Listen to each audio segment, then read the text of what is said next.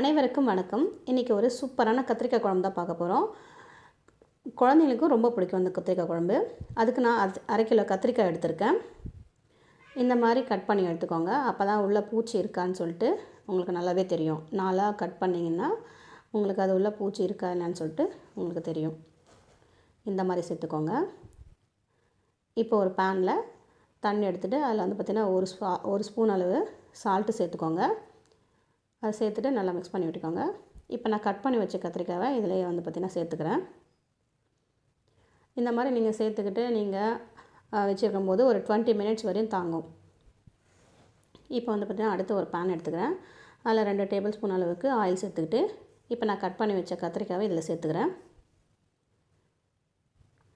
நல்லா சேர்த்துட்டு ஓரளவுக்கு பொன்னிறமாக வந்த பிறகு வேறு ஒரு பிளேட்டில் பார்த்திங்கன்னா இந்த கத்திரிக்காயை மாற்றி எடுத்துக்கலாம்.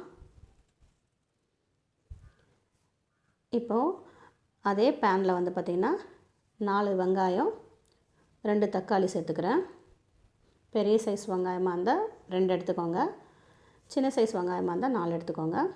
அது கூட பார்த்திங்கன்னா பெரிய சைஸ் பூண்டு பார்த்திங்கன்னா 8 பல் சேர்த்துருக்கேன். அதே சேர்த்து நல்லா மிக்ஸ் பண்ணி விட்டுக்கிறேன். இந்த அளவுக்கு நல்லா மிக்ஸ் பண்ணிவிட்டு ஒரு மிக்ஸி ஜாரில் சேர்த்துக்கோங்க.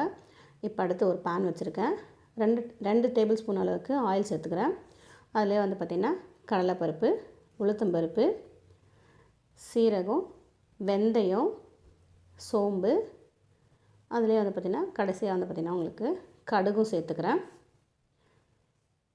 சேர்த்துக்கிட்டு கட் பண்ணி வச்ச வெங்காயம் பார்த்திங்கன்னா இப்போ இதில் சேர்த்துக்கலாம். இதுக்கு பார்த்திங்கன்னா 2 பெரிய சைஸ் வெங்காயம் எடுத்திருக்கேன். அது கூட பார்த்திங்கன்னா தேவையான நான் உப்பு சேர்த்துக்கிறேன். இதையும் சேர்த்து நல்லா வதக்கி விட்டுக்கலாம். இந்த அளவுக்கு வதங்கின பிறகு ஒரு 2 பெரிய சைஸு பச்சை மிளகாய் இதிலே சேர்த்துக்கிறேன். அது கீறி விட்ட மாதிரி பார்த்திங்கன்னா நீல வாக்கில் சேர்த்துக்கோங்க.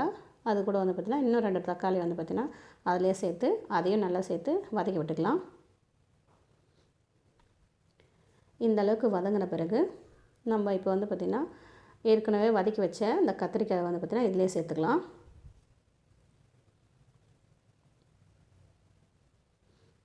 இதையும் பார்த்திங்கன்னா இதிலே சேர்த்துக்கிட்டு நல்லா மிக்ஸ் பண்ணி விடுங்க.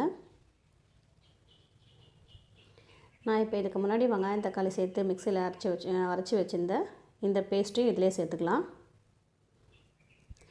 தண்ணி பார்த்திங்கன்னா கிரேவி மாதிரி வேணும்னா கொஞ்சமாக தண்ணி சேர்த்துக்கோங்க. குழம்பு மாதிரி செய்யணுன்னா உங்களுக்கு எந்தளவுக்கு குழம்பு தேவையாக இருக்கோ அந்தளவுக்கு பார்த்திங்கன்னா தண்ணி சேர்த்துக்கோங்க. அதிலே பார்த்திங்கன்னா 4 டேபிள் ஸ்பூன் அளவு நான் வீட்டு மிளகாத்தூள் தான் சேர்த்துருக்கேன்.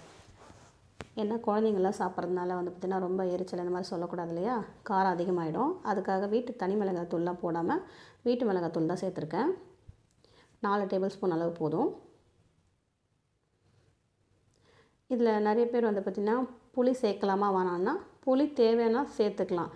நான் பார்த்திங்கன்னா புளி சேர்க்காம தான் நான் செஞ்சுருக்கேன் இதில். ஏன்னா தக்காளி பார்த்திங்கன்னா நான் 4 தக்காளி போட்டனால அந்த புளிப்பு தன்மை அதிலே இருக்கிறதுனால எனக்கு புளி தேவைப்படல. பாருங்கள், இந்த அளவுக்கு கொதித்து வந்த பிறகு மல்லித்தலையை சேர்த்துட்டு நல்லா மிக்ஸ் பண்ணி விட்டிங்கன்னா குழம்பு ரெடி. இந்த வீடியோ உங்களுக்கு பிடிச்சிருந்தால் லைக் பண்ணுங்கள், சப்ஸ்கிரைப் பண்ணுங்கள். தேங்க்யூ ஃபார் வாட்சிங்.